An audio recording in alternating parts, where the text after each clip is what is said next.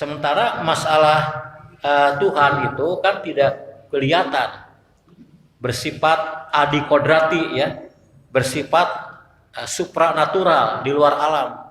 Jelas ini bukan objek materia dari ilmu. Nah, oleh karena itu masalah Tuhan itu dibahasnya bukan oleh ilmu tapi oleh filsafat, Pak. Kalau filsafat itu kan menggunakan akal tapi tidak menggunakan penelitian seperti ilmu dengan akal murni dipikirkan.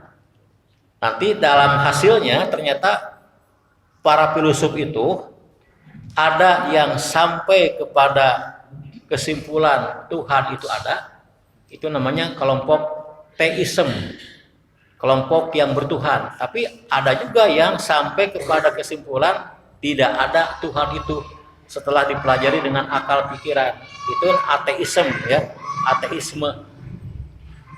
Ada yang menarik Pak di dalam buku Akidah Islam ini, seorang peneliti dari Amerika, Dr. Hendret namanya, itu pernah mensurvei ya 290 orang para pemikir ya, para filsuf, dan ditanya tentang apakah mereka termasuk teisme atau ateisme. Apakah mereka itu orang yang percaya adanya Tuhan atau tidak percaya kepada adanya Tuhan. Kesimpulannya sangat menggembirakan ya. Itu 242 orang menyatakan percaya dengan yakin adanya Tuhan. 28 orang menyatakan tidak menemukan Tuhan di alam semesta ini. Dan yang 20 orang mengatakan tidak tahu, entah ada entah tidak ada katanya. Ini mah kelompok bingung, Pak. Duka ayah, duka henteu cenah Allah teh lah. Da teu kaemutan berapa? Nah, jadi kesimpulannya lebih dari 90% para ilmuwan, para filsuf, para pemikir itu percaya kepada adanya Tuhan. Tapi bagi kita bukan masalah, Pak. Jangankan mereka tuh, iblis juga percaya kan ya. Ini manusia percaya, wajar. Nah, ini hadirin. Jadi dengan filsafat itu umumnya sampai kepada kesimpulan Tuhan itu ada. Nah, kalau para filsufnya muslim, Pak muslim, kemudian juga para ulama ilmu kalam, mutakalim, para ulama ahli tauhid itu semuanya meyakini, Pak, kalau manusia itu dengan akalnya mencari adanya Tuhan, pasti akan sampai kepada kesimpulan Allah itu ada, Tuhan itu ada. Ini kalau menurut para filsuf dan para pemikir muslim. Kenapa demikian? Sebab di dalam Al-Quran, Pak, dalam Al-Quran, ayat yang kedua Al-Fatihah yang sudah kita bahas, Alhamdulillahi Rabbil Alamin. Segala puji bagi Allah sebagai Rabb Alamin, alam semesta. Nah, alam itu bahasa Arab. Betul Pak ya? Diterjemahkan ke dalam bahasa Inggris nature, Pak. Cuman yang menarik kalau dalam bahasa Arab, alam itu, Pak, merupakan isim alat dari kata alima. Saya percaya Bapak yang suka belajar ilmu sorof malam Jumat mungkin lupa lagi, Pak. Percaya lupa lagi. Ada isim alat, Pak. Jadi itu kata yang menunjukkan alat. Nah, alima itu artinya mengetahui. Nah, alamun itu isim alat, cuman tidak mengikuti wajan yang biasa, Pak. Itu isim alat yang kekecualian. Nah, alam itu adalah alat untuk mengetahui. Makanya dari kata alima itu muncul ilmu, Pak. Ilmu, alam itu sama, Pak. Tulisannya ain, lam dan mim. Jadi ada hubungan antara ilmu dengan alam dengan alat. Jadi alam itu alat untuk mengetahui apa? Penciptanya. Jadi kalau akal kita gunakan secara maksimal untuk meneliti, memahami ya, melihat alam, maka alam ini alat untuk mengetahui adanya pencipta. Itu hadirin di dalam surat Al-Fatihah. Makanya setiap ulama, pemikir, filsuf, teolog, mutakalim, sarjana muslim itu semuanya meyakini bahwa dengan akalnya manusia itu akan bisa memahami adanya pencipta alam. Tapi sampai adanya saja. Nah, sementara untuk mengetahui tentang jati diri siapa itu Tuhan itu, pertama siapa namanya, yang kedua bagaimana sifat-sifatnya, itu tidak bisa dengan akal murni, Pak. Itu butuh bantuan, itu dengan wahyu, dengan Quran, dengan hadis, baru kita bisa mengetahui tentang nama. Makanya hadirin, kalau kita pelajari, Pak, nama Tuhan menurut agama-agama itu tidak sama. Cuman Indonesia kan punya Pancasila ya, udah Tuhan aja lah. Makanya Pancasila itu sila pertama ketuhanan yang Maha Esa. Jadi mereka sepakat ya, orang Muslim, orang Kristen, orang Katolik, Hindu, Buddha, Konghucu, bahwa pencipta alam itu Tuhan. Cuman namanya siapa itu Tuhan itu? Nah beda, sebab untuk nama ini tidak bisa dengan akal, harus dengan wahyu. Makanya nama ketuhanan, nama Tuhan menurut Islam itu hampir pasti beda dengan nama Tuhan menurut yang lain. Kalau menurut kita siapa nama Tuhan, Pak? Allah. Itu dari ayat pertama Bismillah, kedua Alhamdulillah. Wah itu ratusan, Pak, Allah dalam Al-Quran. Ayat kursi Allahu la ilaha illa huwal hayyul qayyum. Surat Al-Ikhlas, surat yang paling favorit buat Papa. Qul huwallahu ahad. Allah, Pak. Jadi itu nama Tuhan itu menurut wahyu itu Al-Qur'an menyebutkan Allah. Nah, tapi kan penganut agama yang lain tidak beriman kepada Al-Qur'an, Pak. Tidak percaya. Kalau mereka percaya masuk Islam pasti kan. Mereka tidak percaya kepada Al-Quran. Nah, menurut mereka, itu menurut kitab sucinya, menurut pemikirannya kan, ternyata bukan Allah. Coba yang nama Tuhannya Allah kan cuma Islam kan. Agama Kristen itu, kalau lapalnya itu A-L-L-H, tapi bukan Allah gitu. Coba kalau orang Kristen kan, Tuhan Allah kan, bukan Allah Pak, tapi Allah. Sama tulisannya, tapi dibacanya Allah. Kalau kita mah Allah itu kan Allah nyeri bujur kan ya. Allah itu seruan untuk mengeluh, Allah kan. Mereka tuh Allah tuh nama. Nah, belakangan itu jadi kabur lagi hadirin, sebab kalau Pancasila kan menyebutkan ketuhanan yang Maha Esa. Dalam Islam itu qul huwallahu ahad. Katakanlah Allah itu adalah Esa, jelas Pak. Nah ini orang agama lain Pak, orang Kristen ya, baik Protestan ataupun Yahudi, Ortodoks sama itu, bahwa Tuhan itu Esa. Tapi, ada tapinya Pak, mereka menyebutnya Tritunggal Pak, 3 dalam 1 atau Trinitas ya, atau 3 in 1 atau Trimurti sama lah, ada 3-nya. Tapi kalau Bapak tanya kepada orang Kristen, ya Tuhan kami Esa.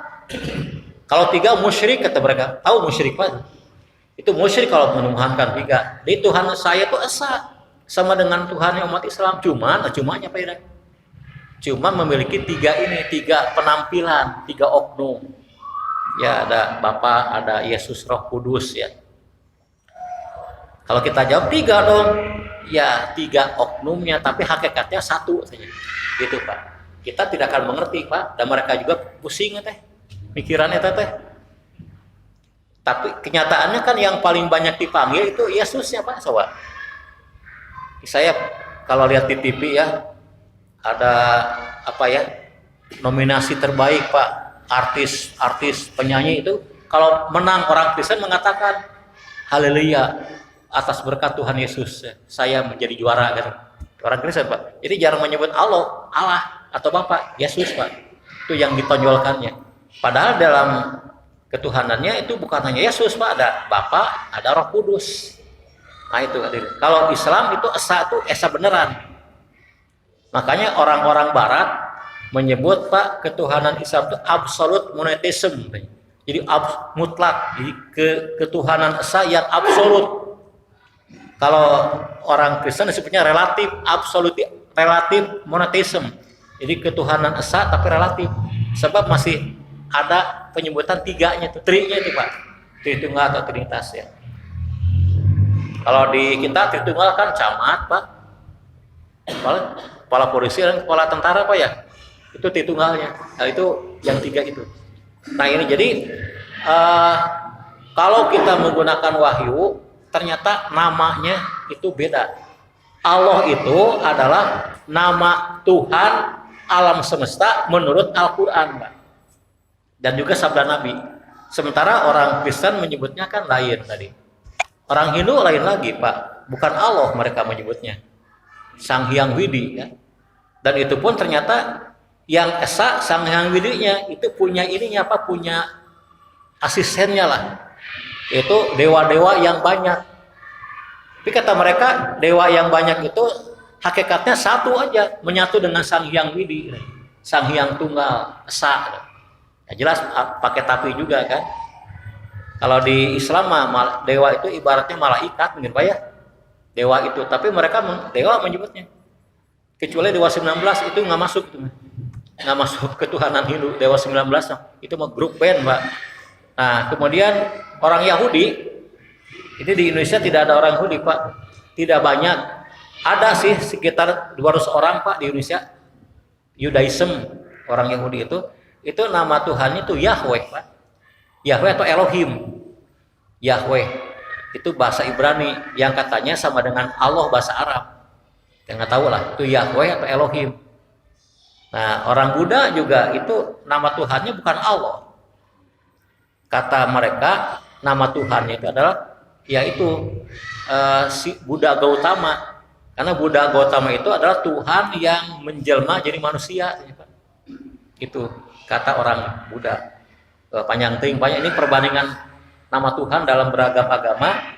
Dan kalau kita yakin Al-Quran itu Pak wahyu Allah yang masih murni satu-satunya sampai sekarang. Nah kitab suci yang lain itu sudah bukan wahyu Allah secara murni. Walaupun ada yang benarnya, tapi ada juga yang salahnya. Ada yang merupakan firman Allah murni, ada juga yang merupakan perkataan manusia. Kalau kitab yang lain ini menurut keyakinan Muslim Pak ya kita. Jadi untuk mengetahui siapa nama Tuhan kita, maka wahyu Al-Quran lah sebagai rujukannya. Jadi namanya Allah Pak. Dan nanti ternyata namanya bukan hanya Allah Pak. Dalam hadis riwayat Muslim ada 99 nama itu yang dikenal dengan Asmaul Husna, 99 nama yang indah. Di Al-Fatihah aja Pak ada 3 kan, ada Allah, Ar-Rahman, Ar-Rahim. Nanti ada Al-Malik, Al-Qudus, As-Salam, Al-Mu'min ya, ada 99. Belum lagi di dalam Al-Quran ternyata lebih dari 99 itu nama-namanya. Coba Tuhan dalam agama lain namanya tidak sebanyak dalam Islam.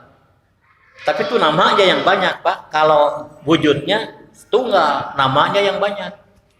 Bukan Tuhan itu banyak, namanya yang banyak, tapi wujudnya esa tunggal Pak. Nah, itu mungkin buat iman.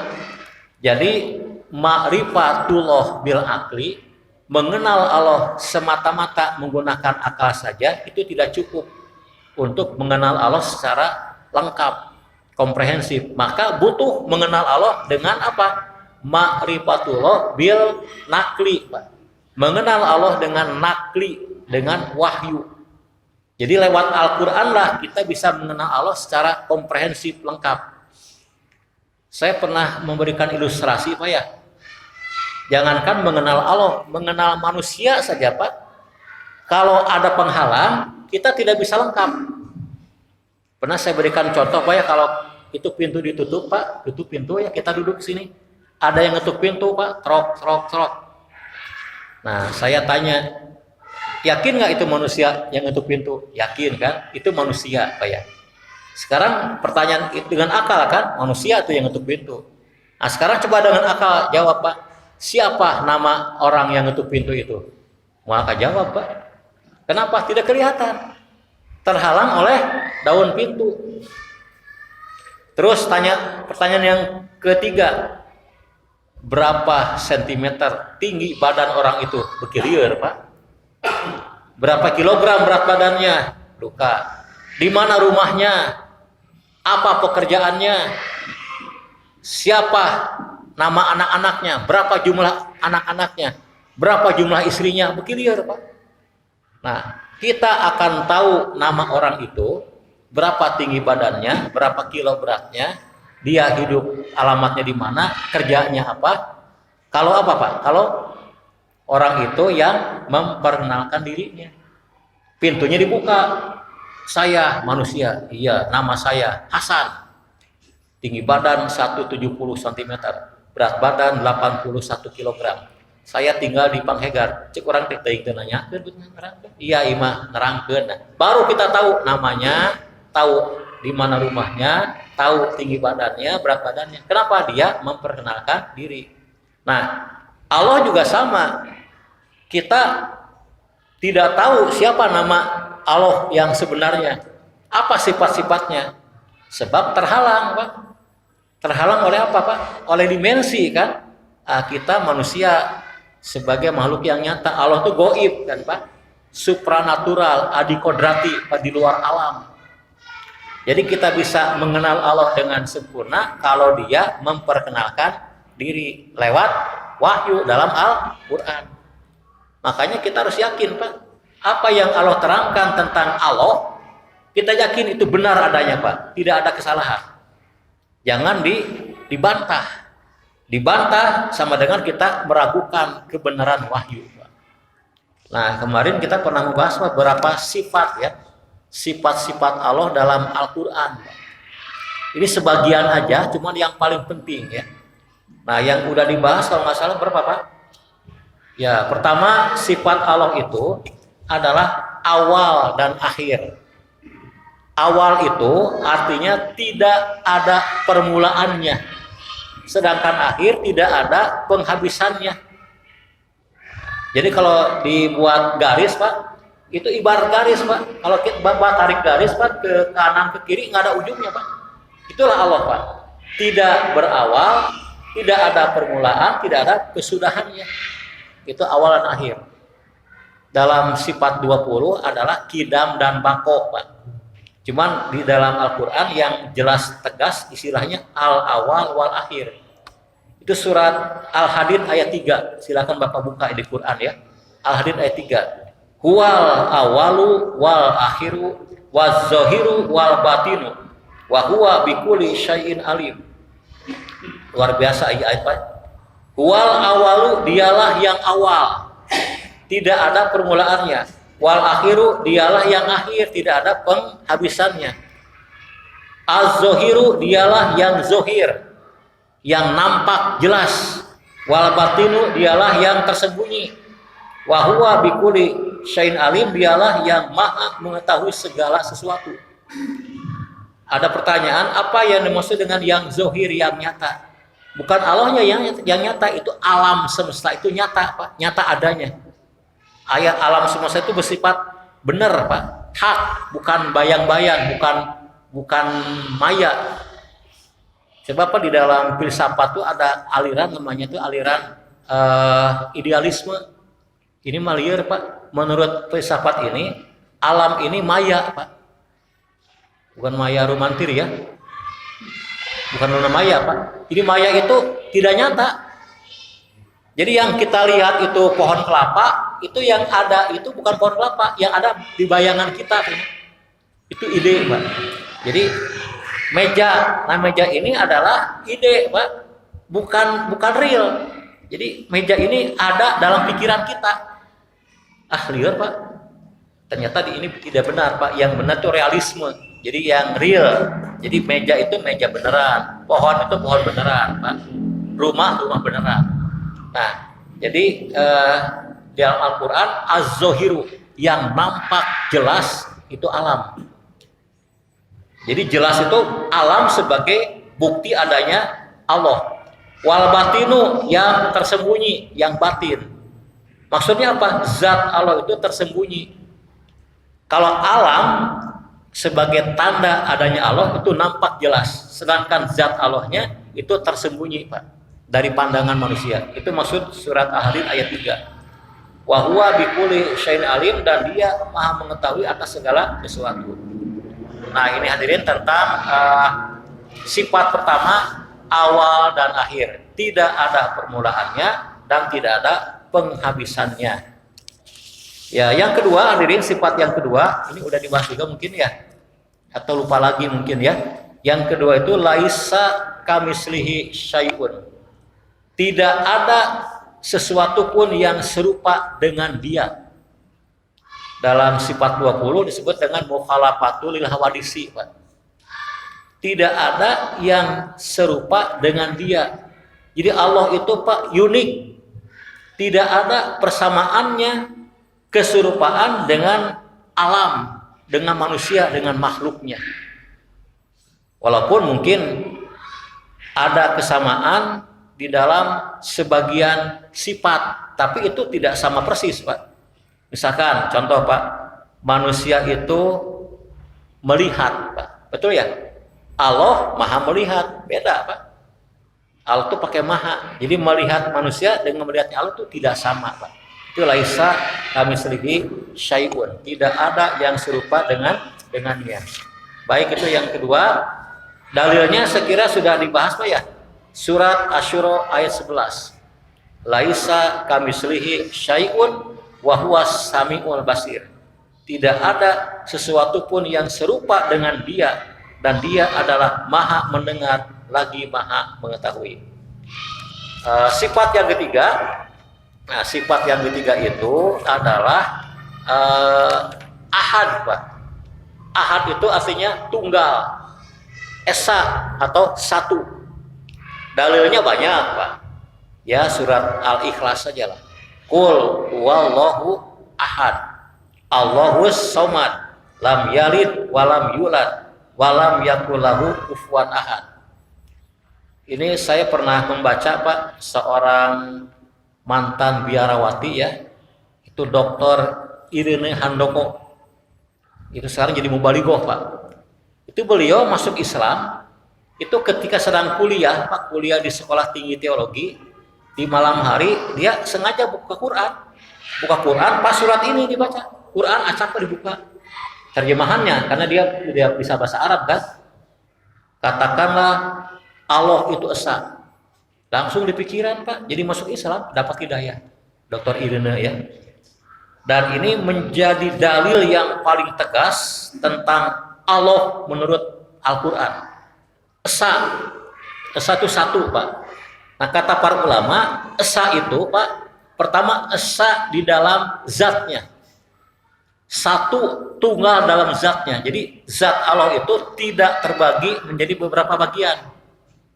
Kalau kita kan zat kita itu ada daging, Pak, ada tulang, ada darah, ada kulit, ada rambut. Itu zat manusia. Kalau zat Allah itu tidak tersusun dari itu, Pak. Pokoknya esa zatnya. Yang kedua, esa dalam sifatnya. Maksudnya sifat-sifat Allah itu unik, Pak. Hanya dia sendiri yang punya sifat itu. Manusia tidak punya. Seperti maha melihat kan. Manusia melihat, tapi maha melihat itu hanya milik Allah. Esa dalam sifatnya. Yang ketiga, esa dalam af'alnya, dalam perbuatannya. Jadi perbuatan Allah itu tidak bisa dituruti, tidak bisa ditiru oleh siapapun. Ya, jangan jauh-jauh lah. Allah menciptakan langit, Pak. Sok siapa yang bisa menciptakan langit, Pak? Bisa nggak? Nggak ada, kan hanya dia. Itu esa dalam perbuatannya. Kemudian Allahus somad. Allah itu adalah as-somad, tempat bergantung semua makhluk. Nah, kita makhluk bergantung kepada Allah, Pak. Yang ketiga, lam yalid walam yulad. Nah, ini kritik kepada teologi Kristiani, Pak. Lam yalid tidak melahirkan, walam yulad dan tidak dilahirkan. Tidak beranak, tidak berbapak. Tidak ada istilah Allah anak, Allah bapak. Itu dikritik oleh Al-Quran. Yang keempat, walam yakul lahu kufuwan ahad, dan tidak ada yang setara sebanding dengan dia, Pak. Tidak ada bandingannya, Pak. Saya pernah dengar, Pak, dialog antara si cepot dengan buta, Pak, dalam wayang, Pak. Asap sunanar. Si cepot kieu bahasuna, Pak, buta. Maneh apa henteu naon? Allah teh eueuh cenah. Wah, atuh kafir cepot. Allah mah aya. Allah teh eueuh jeung cepot. Maksud aku mah eueuh bandinganana gitu. Bener Pak cepot. Jadi ini walam yang upanahan tidak ada bandingan, jadi tidak ada kesaraan. Jadi eueuh bandinganana cek cepot. Bener Pak, ngan kade. Lamun teu ditamatkeun bisa kafir Pak. Allah eueuh bandinganana Pak. Tidak ada bandingannya. Tidak ada yang setara dengan dia. Jadi luar biasa Pak. Ini surat Al-Ikhlas. Makanya namanya Al-Ikhlas. Surat yang murni menerangkan keesaan Allah Pak. Bersih Al-Ikhlas. Sampai kata para ulama Pak ya. Namanya surat Al-Ikhlas. Padahal tidak ada kata ikhlas di sini. Coba kalau Bapak baca surat Al-Kafirun. Kenapa? Qul ya ayyuhal kafirun. Ada Al-Kafirun. Baca surat Anas, qul a'udzu birabbin nas. Ada Anas siapa? Al-Falaq, qul a'udzu birabbil falaq. Kalau Anas tidak, qul a'udzu birabbil ikhlas. Enggak ada Pak. Tidak ada kata ikhlas. Namanya ikhlas tapi. Makanya banyak yang tidak kenal Pak. Saya dulu waktu masih muda Pak, ngajar di masjid Pak, anak-anak. Hafalkan ya surat Al-Ikhlas ya. Aduh Pak, tidak ada Pak. Masa? Ayo kulhu, ya kulhu Al-Ikhlas ya. Anak-anak Pak, kulhu nih ya. Itu namanya Al-Ikhlas. Itu umumnya nama surat di Quran itu ada lafadznya di Quran itu Pak. Makanya ada kisah Pak, kisah jenaka ya. Ada seorang kiai punya seorang anak perempuan yang cantik jelita. Banyak pemuda yang berminat untuk menyuntingnya. Nah, ada 3 orang pemuda yang sengaja datang melamar ke kiainya. Tapi kiai punya standar, ya kalau mantu saya nanti harus bisa ngaji lah. Minimal baca Quran. Oh siapa kiai? Surat apalah? Gini aja lah, kamu yang satu maju. Siapa nama kamu? Anas Pak. Oh, baca surat Anas. Waduh, enteng itu bisa Pak. Namanya Anas. Pemuda kedua dipanggil. Agak tegang ini mah. Kamu siapa namanya? Torik Pak. Baca surat At-Torik. Wasami wa Torik. Hafal Pak, walaupun rada ngagaleong seetik depannya. Nah, pemuda ketiga kelihatan berkeringat Pak. Guling gasahan Pak, tegang. Kenapa kamu tegang? Siapa nama kamu? Imron Pak. Tanya. Baca Al-Imran, tapi maaf Pak Kiai, panggilan saya kulhu. Ya kulhu aja. Dia baca kulhu Pak, 3-tiganya selamat. Cuman siapa yang terima nggak tahu. Dongengnya berhenti sampai situ Pak. Ternyata panggilan saya kulhu. Cerdas juga lumayan Pak. Nggak bohong sekali kan.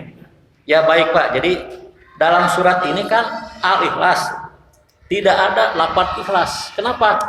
Itu saking murninya Allah Esa sehingga tidak disebutkan nama suratnya. Ini para ulama apa yang memikirkan surat itu.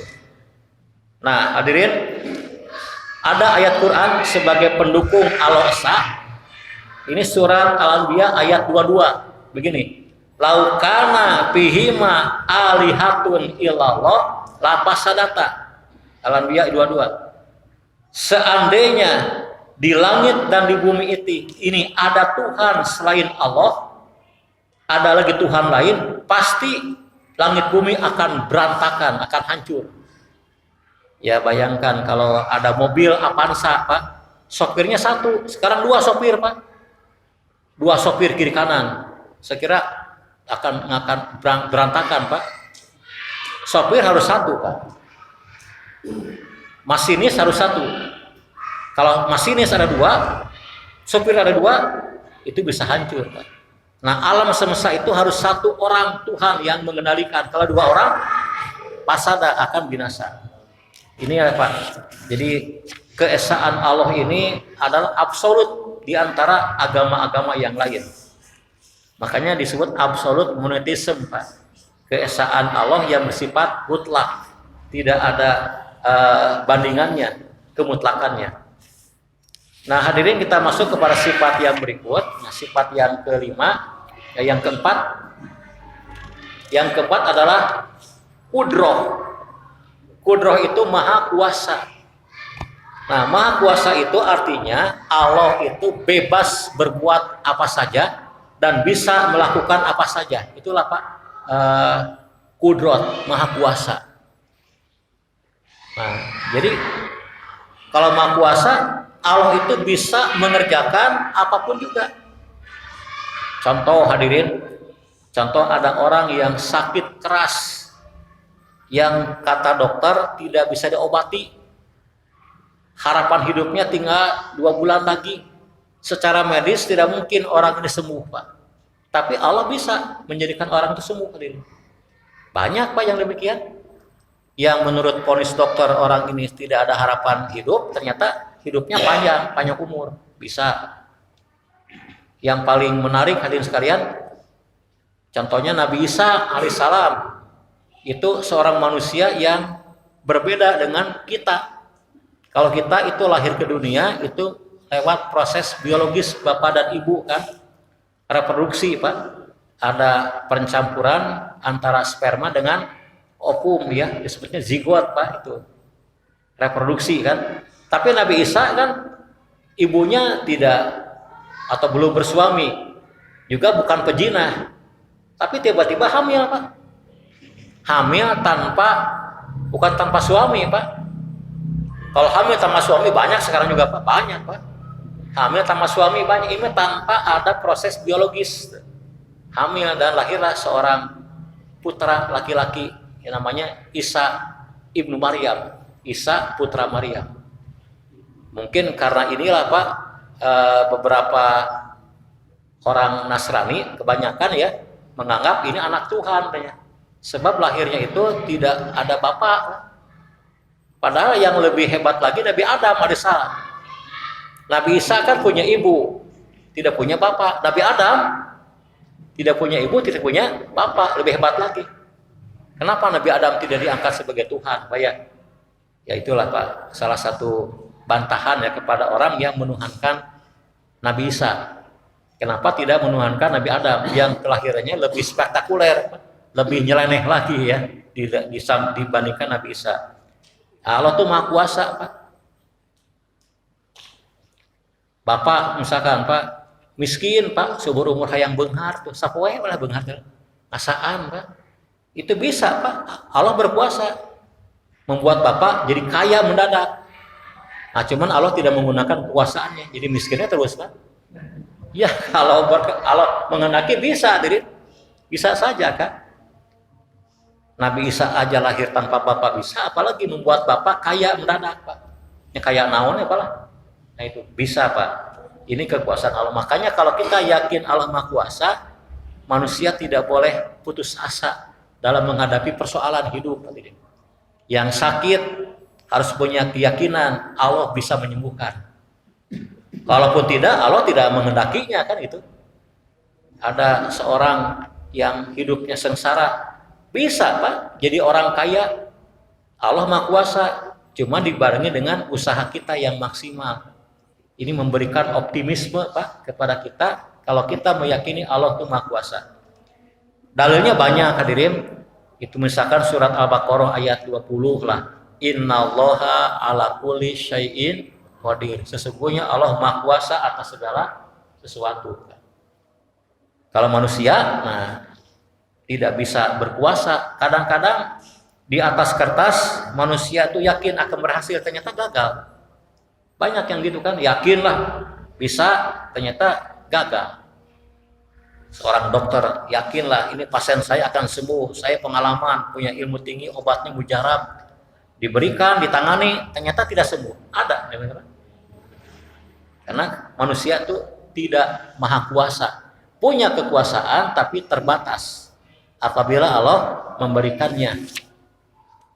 Hadirin, kemudian yang kelima, sebelum adzan Pak, yang kelima itu adalah irodah, maha berkehendak. Ini berkaitan dengan kekuasaan. Kalau kekuasaan itu kan bisa melakukan apa saja, fa'alul lima yurid, melakukan apapun. Kalau berkehendak, nah Allah itu punya kehendak Pak, dan kehendaknya itu tidak dibatasi oleh manusia. Ya Allah bisa menghendaki seorang menjadi mulia, menghendaki orang menjadi hina, menghendaki orang punya kekuasaan, menghendaki orang dicopot dari kekuasaan, menghendaki orang ini sembuh atau menghendaki orang ini tidak sembuh. Itu namanya kehendak Allah. Innama amruhu idza arada syai'an ayaqula lahu kun fayakun.